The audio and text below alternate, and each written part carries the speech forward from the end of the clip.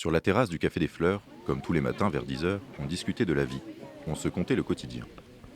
Les serveurs et les serveuses dansaient entre les tables qui couvraient le pavé du trottoir, pourtant déjà trop étroit. Les rires et les débats se mêlaient au vacarme interrompu du trafic et des promenades. C'était un matin de décembre. Marc attendait patiemment Philippe, son ami de toujours, qui habitait à l'étage et dont il était sans nouvelles depuis quelques jours. Les deux amis s'étaient rencontrés au détour du parc, qui marque la jonction entre le boulevard Madrul et l'avenue de la Liberté. Marc faisait les 100 pas autour d'un banc, perdu dans ses pensées, et Philippe, lui, venait y promener son chien. La présence du gros Terre-Neuve avait d'ailleurs installé de prime abord un climat de tension, car Marc ne s'entendait pas avec les chiens, et pour cause, il avait manqué de se faire mordre plus d'une fois. Mais cette fois, c'était différent.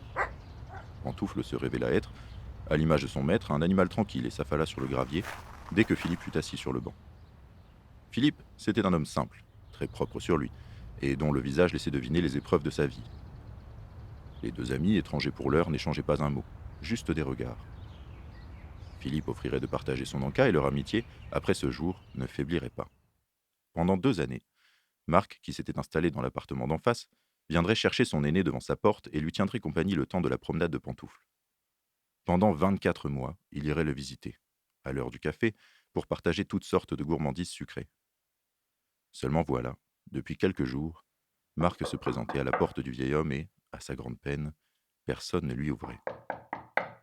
Il devait alors patienter pendant de longues minutes dans les remous d'un bain de foule à la civilité hasardeuse.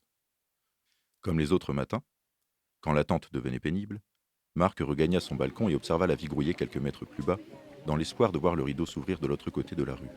Et ce matin-là, il s'ouvrit. Dans l'appartement de Philippe, une jeune fille s'agitait. Marc avait du mal à suivre ses mouvements, mais il put reconnaître Sophie, la petite nièce de son ami, dont le sourire inondait la porte du frigo et les étagères du salon. Aujourd'hui, elle ne souriait pas. Elle marchait d'un bout à l'autre de la salle à manger, une main sur l'oreille et l'autre dans ses cheveux.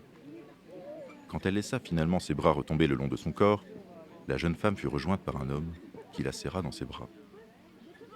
Ils restèrent comme ça pendant une bonne vingtaine de minutes, au bout desquelles 2 camionnettes assourdissantes vinrent perturber la légèreté de la terrasse du café. L'une était bleue et l'autre rouge, mais toutes deux étaient rayées de blanc. Sur le trottoir, les passants murmuraient, s'agglutinaient autour des hommes et des femmes en uniforme qui se présentaient à la porte de l'immeuble de Philippe. On ouvrit. Marc les perdit de vue pendant quelques secondes pour les retrouver 2 étages plus haut, aux côtés de Sophie.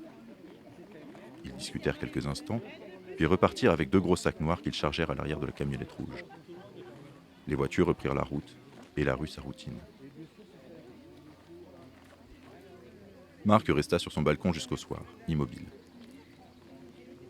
Le bruit s'atténua peu à mesure que l'on rangeait les tables et les chaises en contrebas, et, quand le silence régnait enfin, la lune se mit à briller.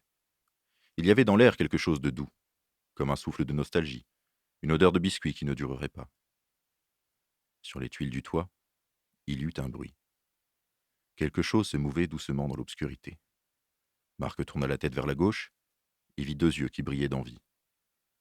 Il eut tout juste le temps de desserrer ses pattes pour se jeter dans le vide et ouvrir ses ailes. Il s'éloigna tranquillement sous les plaintes du chat et laissa son ombre glisser sur les rues désertes. Au détour d'un parc, au-dessus d'un banc, il versa une larme et roucoula péniblement. Marc battit des ailes avec acharnement pour gagner le ciel, car c'était là que son ami reposait à présent.